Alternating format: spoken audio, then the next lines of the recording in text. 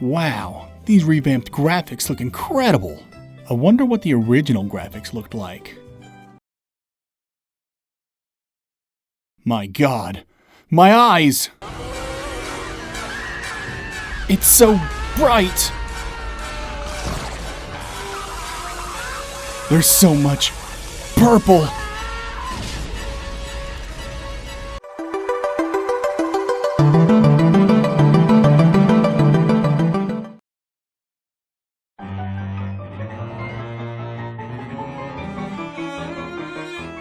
You are Hugh Man, the Wonder Boy, or Wonder Girl, and you're stealing a page right out of Symphony of the Night by taking on the former game's final boss right at the beginning. But things take a turn for the worse this time around, because it was a trap. A dragon's trap. Upon defeating the Mecha Dragon, instead of receiving the so long ending screen from Wonder Boy in Monsterland, our Wonder Person receives a curse. Stuck in a lizard man's body, it's up to Wonder Boy or Girl to slay the differently themed dragons across Monsterland in hopes of finding the Salamander Cross, the only artifact that can lift this curse. This is the first game I've covered on this channel that I have a ton of nostalgia for, but I never played Dragon's Trap on the Master System back in 1989. I played Dragon's Curse on the TurboGrafx-16 in 1990. They're essentially the same game, but there was this whole thing between the game's developer Westone and their publishers Sega and Hudson Soft. Basically, Westone couldn't use the Wonder Boy name outside of Sega, so the devs would redo Wonder Boy's sprites and throw the refurbished game onto the Turbo or other consoles with a new name. Anyway, I played the garbage out of Dragon's Curse and was thrilled when I heard they were remaking Wonder Boy the Dragon's Trap. Listen, if you're confused by the name switching already, imagine how my stupid little kid brain felt back in the 90s. Dragon's Trap/Curse was already a fantastic game 30 plus years ago, but can a new coat of paint bring it into the 21st century? Will modern players with modern sensibilities find it worth their time? I think so, and let me tell you why. As you can tell, the graphics are drastically different in the remake. But unlike the graphics, combat in Dragon's Trap hasn't received an overhaul and remains as simplistic as it was in the 80s. Wonder Boy can jump, attack, block with his shield if he's not attacking, and use special magical items like fireballs, tornadoes, and screen-clearing lightning bolts. Magical items are limited and can be replenished through enemy drops or found in chests. Each magical attack has its uses and provides advantages in certain situations, like how the arrows are perfect when the stupid cloud guy flies overhead and starts chucking fireballs like a jerk. When I was a kid, thanks to 90s PSAs, I thought he was a drug dealer because of his sunglasses, so I never felt bad for firing an arrow up his butt. The game's main gimmick is its animal forms. You start as a lizard man and unlock new forms as you progress. New forms is this game's way of ability gating. Mouse Man sticks to and climbs special blocks, Piranha Man swims, Lion Man swings his sword at an arc to hit stuff slightly above and below him, and Bird Man litigates. Bootylicious! Yes, Your Honor? Hawkman flies. Each form has specific equipment and weapons they can equip to give them boosts in defense and offense, respectively. So, it's a good idea to purchase all kinds of different equipment as you find them, even if the pig selling them looks sketchier than the drug-dealing cloud. Strong armor for one form might be weak for another, so you gotta pay attention. To stay on top of your stats, there's a large icon in the menu screen that displays your attack and defense. I don't really know how these values relate to anything, but bigger numbers are always better, so I'm good. Navigating the menu to juggle equipment changes isn't so bad at first, but becomes cumbersome in the late game when you gotta do a bunch of form swapping. Initially, swapping forms in Dragon's Trap is restrictive, but it works. Once you get a new form, you're stuck in that form until you find these altars. Jumping on one will cycle you through forms. From a Metroidvania design angle, limiting form swaps to these altars is a smart design choice that effectively guides players along. In the late game, you can get the Tasmanian sword that lets you swap on the fly, but I actually never found this sword as a kid. It's amazing how this old game I thought I knew everything about still surprised me. Defeating bosses is how you obtain new forms, and the bosses in this game are a joke. They usually have one or two attacks and go down pretty quick. It's the regular enemies that'll get you, because your normal attack is so short. Unless you're the lizard man, you gotta be mere pixels away from an enemy before you can even hit them. And the AI in this game is 80s AF. Non-aerial enemies were designed to do one of two things as you approach, either jump at you or turn around. Considering your attack takes some time to pull off, there's a 50-50 chance you might whiff. And aerial enemies? You're always at a disadvantage unless you're the Hawkman or have magical items. I'm not saying this game's super tough or that the enemies are impossible. I'm just saying they've all been designed to suck and waste your time. In the end, combat's serviceable and has stood the test of time, but as timeless as the combat is, movement could have used a little work. I get the devs wanted to recreate every aspect of the original game, but upgrading Wonder Boy's momentum mechanics would have brought this game into the future much more seamlessly. It's not terrible, but it's not great. It's the startup that's the problem. I'd be on the edge of a platform wanting to drop onto a platform directly underneath, and it was much more challenging than it should have been if the platform I wanted to fall onto was too close. I'd lightly tap the D-pad hoping to inch forward slightly, but most of the time I'd bolt off the cliff and careen to the water below because redirecting yourself in the air was a little rough as well. Again, it wasn't terrible, but it wasn't great. Progression in Dragon's Trap is really limited to the equipment you buy as well as heart containers you find to increase your max HP. There are no skill trees or leveling up systems, and stats only reflect how well you can dish it out and how well you can take it.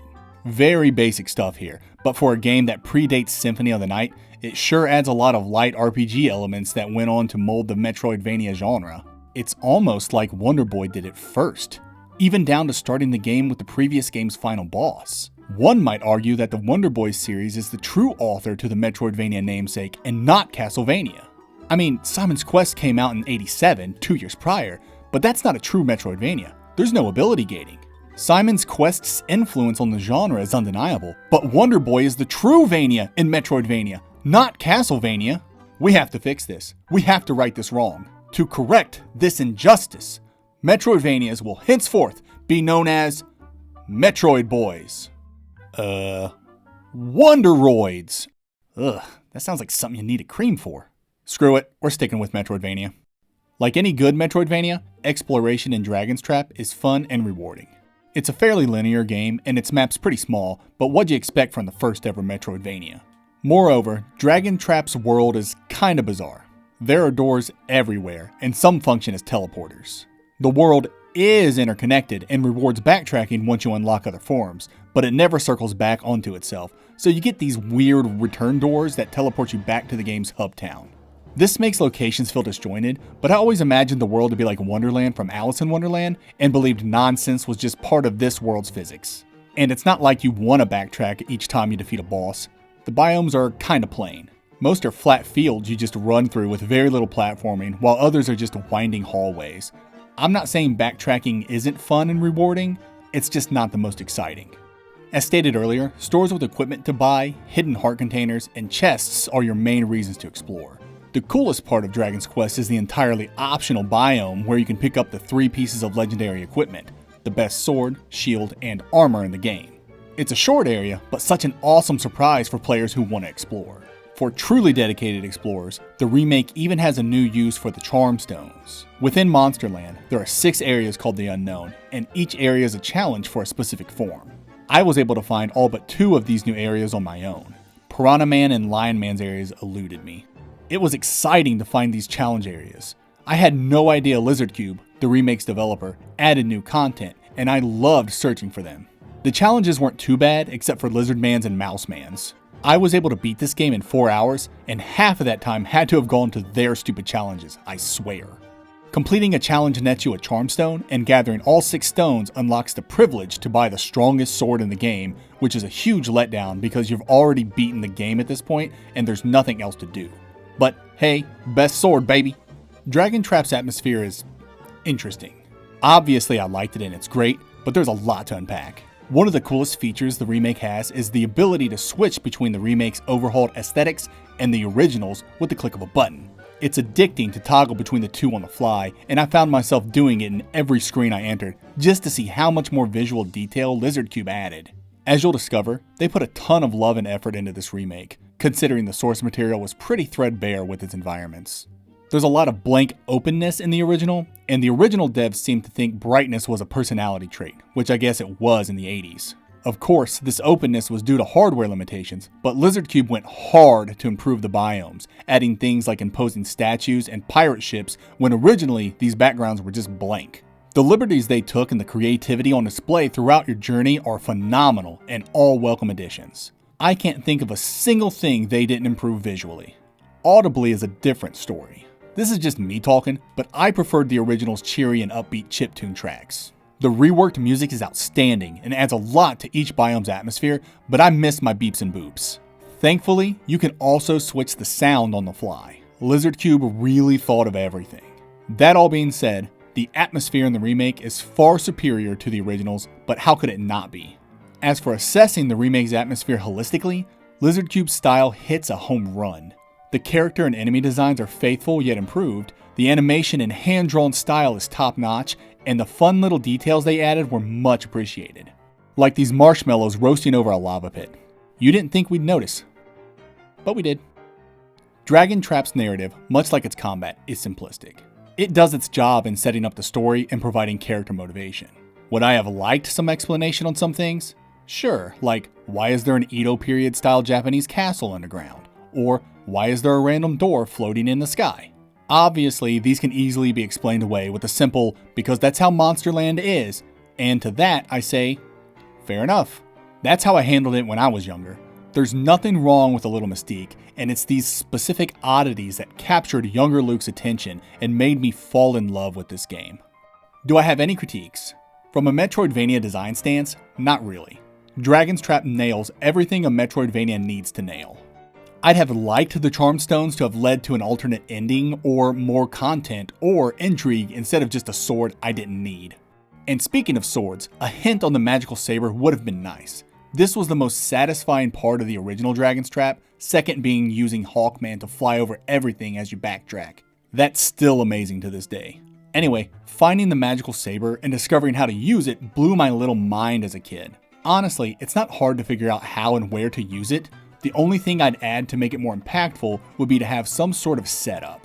Maybe an NPC could talk about how a fabled sword is the only way to reach the Sky Palace or something. I don't want anything given away, but some setup would have given players an "oh snap, there it is" moment. I like these moments when I find key items. It makes them feel truly legendary. The remake of Wonder Boy: The Dragon's Trap looks absolutely gorgeous. Lizard Cube went above and beyond, and you can tell by how much they added, both in content and in design. This game feels like a labor of love, especially with all the extra content in its gallery. There, you can find art, animations, and even live performances of the game's music.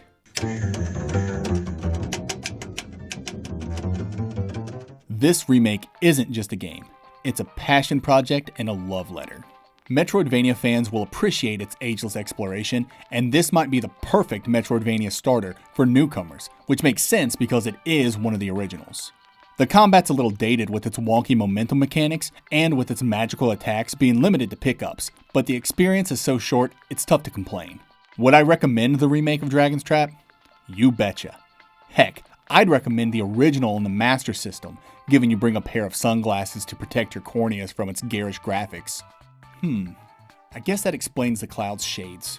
Maybe just stick with the remake. Your eyes will thank you for it. As for me, I think I might move on to the latest game in the Wonder Boy franchise. Monster Boy and the Cursed Kingdom. Your journey began, it's time to go. I told you all the names got confusing. Power of change will help you grow and set you free. Only you can save tomorrow.